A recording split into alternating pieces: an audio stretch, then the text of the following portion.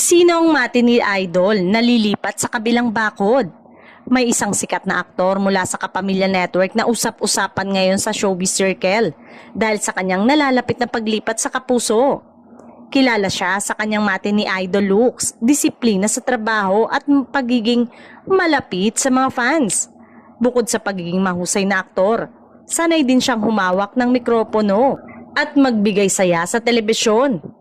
Ayon sa mga impormante, ilang buwan na rin siyang tahimik at nakikipag-usap sa kabilang istasyon. Mukhang handa na siyang sumubok ng bagong yugto sa kanyang karera. At balitang magiging regular host siya sa isang sikat na morning show.